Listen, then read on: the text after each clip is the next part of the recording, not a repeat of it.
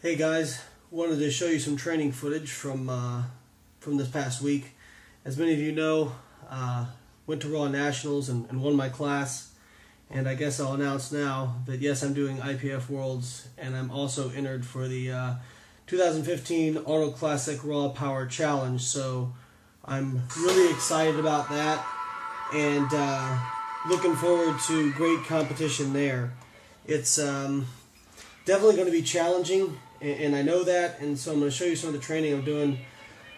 I was pretty beat up, not really from the meet, but as usual, I felt pretty good the day after and 2 days after, and I tried to go too hard too soon, and while I felt good the few days after the meet, about a week or so later, I was completely destroyed. So I trained the week after the meet, but I really didn't get back into a specified block. So this is the first week of my specified block.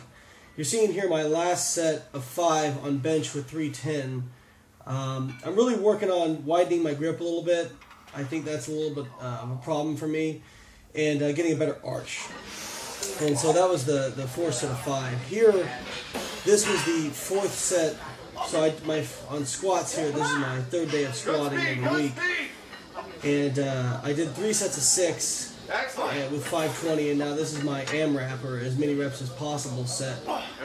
I get 9 reps here.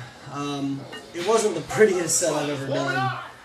I think a few things contributed to that. I think I'm still a little beat up. My hamstrings were pretty sore from all the volume I was doing. This is in an effort to kind of give me some active rest, but still get the requisite volume in. We were doing higher reps, a little bit less sets, and a little bit lower intensity.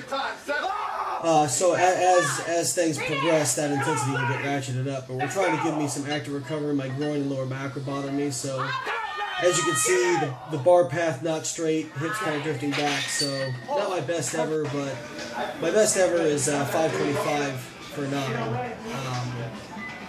I've done 555 for 9, but some of those weren't to depth, so I don't count that. All right, let's go. So I was not super excited, but I wasn't upset either. This is a set here of my training partner, Paul Ravella, who has recently moved to Tampa, who's living in Jacksonville, which it's definitely really helped my training a lot. This is Paul's, I believe, his 6th set of squats here. He's squatting 3 days a week as well. This is an AMRAP set for him. So he had done 5 sets of 4. And this is the 6th, so this was a 350. And I believe that the best he'd ever done with this had been for 3 or something like that. And so his strength has really improved. And he's a very tall guy. Paul's like 6'3" or 6'4", so as you can tell, he's got a really long squat stroke. And he does get a significant amount of forward lean. But probably the only criticism I have is as he approaches depth, he kind of accelerates a little bit too quick. But part of that's just fatigue too. When people try to have this misinformation about how you're supposed to squat, you know, they think you're supposed to squat completely upright. And while you should squat as upright as you can, that's going to be different for everybody. The bar has got to, physics dictates that bar has to stay over your foot, which is your center of gravity. And so if you have a really long torso, really long femurs, you're going to have a significant amount of forward lean just because the bar has to stay over your foot if you want to achieve depth. So this was after he squatted. He was doing some deadlifts for singles here, not super heavy. This is 425. Paul's pulled 535. But anybody who's ever done a lot of squatting and also pulling conventional knows that you definitely you have accumulating fatigue in your lower back. So one of the reasons I actually like pulling sumo is because I can do a lot more training volume compared to when I was pulling conventional. But Paul is a very good conventional puller, like I said, especially with how far he has to go. And I have no doubt he's doing Mike Zordos's meet in October, which I think I'm probably going to do as well. Those who don't know, Dr. Mike Zordos, grandfather of DUP, daily interleading periodization, which is what Paul and I are both utilizing right now. I'll talk a little bit about it in more videos coming up. So that's going to be cool to do that with my lifting partner. I decided to take some videos of my setup on deadlifts. So this is not the same day, this is the next day after the squats and bench. I want to take some videos so you can see kind of how I set up. one of my major mistakes I used to make was I would over dip my hips and it would push the bar away from me, and that would make it very difficult at lockout. And now what you'll see is I basically only dip my hips as low as is required to touch the bar. People will say, you know, get your hips lower, get your hips lower. The fact of the matter is, you can only take your hips as low as your body type allows you to go. Yes, again, you want to stay as upright as you can, but if you over dip your hips, you will have to come forward in order to get your shins back perpendicular to the floor and get the bar over your scapula. Right there, my grip actually gave out and had any chalk on, 500 pounds, so I kind of looked at my hand like, what the hell? But I wasn't real worried about it. So this is my first working set. I'm doing 3 sets of 4 with 560 and then an AMRAP set. So you can see things are getting a little bit serious here. I've got the Man of Steel Under Armour on. As you can see, I don't over dip, and I notice I pack my lats. So before I even start to push with my legs, I am pulling myself down to the bar to take that slack out of the bar. As you can see, the bar will start to bend before I even let it leave the ground. I see a lot of guys, they just kind of yank it off the ground, and that's what I used to do. And when you do that, you're taking the slack out of your back, and you're more likely to lock your knees too fast. You have difficulty locking out. As you watch my reps, I tend to accelerate as I get towards the top of the rep, if I'm doing it correctly. Paul stood in front of the camera here, and you can see on the second rep, I say, "Paul, camera." And he's like, "Oh, damn noobs." As you can see, I'm actually using 2 different belts here. Those of you who kind of follow me on Instagram, you know I've had some problems with some levers. I've shattered 4 different levers from bracing so hard.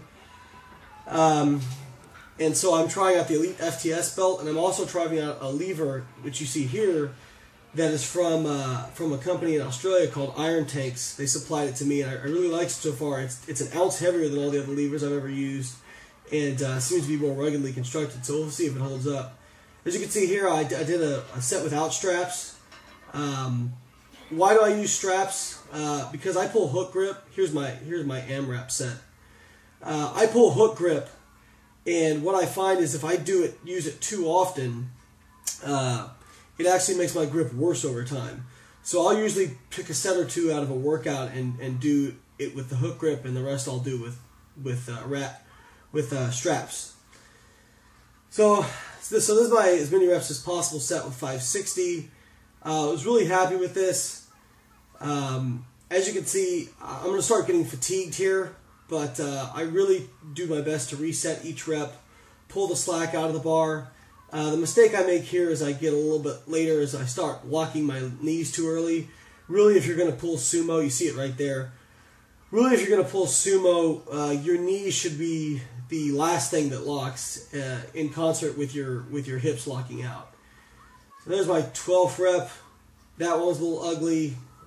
Still got the yell there, you know. And things are really serious, you can tell, because I've got the tights on.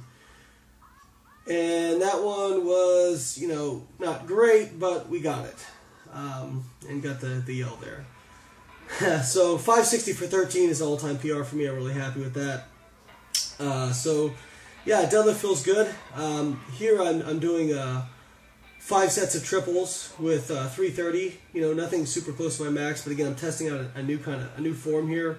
So as you can tell, I'm already getting a little bit more arch. Ben Escrow has been very adamant that he needs to be able to stick a water bottle under my low back.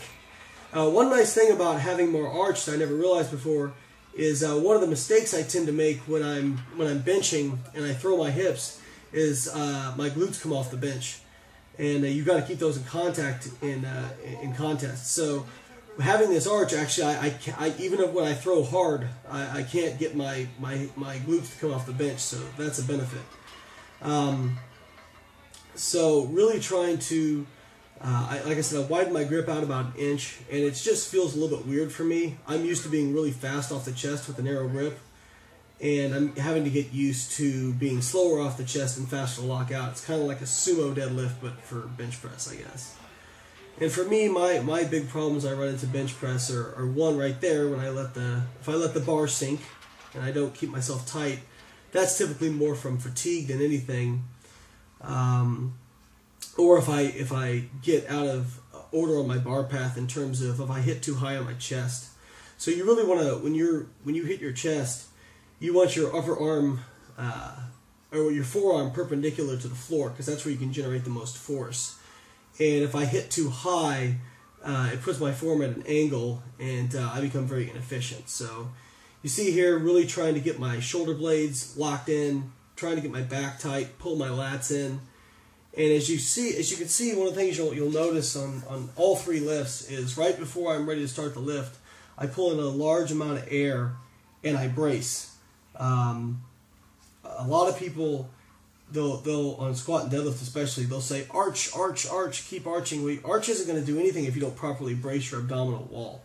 Your abdominal wall is really what's going to keep you stable and keep you from pitching forward. Now, obviously, I have quite a bit of forward lean in my squats, so people can take that for what it's worth. But I'm 5'10.5", and I have the femurs of somebody who's about 6'2". So that's kind of what I deal with. As Ben said, I have no business squatting over 600 pounds. I'm just really hard-headed.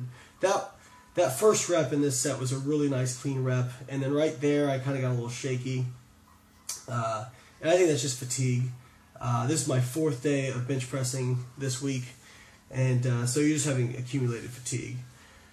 But I felt pretty good about it, and I think it's going to be really a game changer for me, because I've got to get my bench above 4. I mean, it's just, compared to my squat and deadlift, it's just atrocious. And I'm going to need it, because the guys at Worlds last year in my class that were 1st and 2nd were well over 1,800 pound total. So I'm definitely going to need over 4 bench. Here's Paul's AMRAP set on bench. So this is his 3rd day of benching this week, and he had done 7 sets of 4 before this. And he's like me, like I said, he's very long. He has a little bit of difficulty, like me, staying tight as he gets through more reps. And he's working on widening out his grip a little bit and getting a little better arch. But it's been great to train with him, having him back in Tampa. Well, I'm sorry, he was never in Tampa before, but having him in Tampa now is awesome, makes for a great experience. Thanks for watching, guys. It's going to be fun.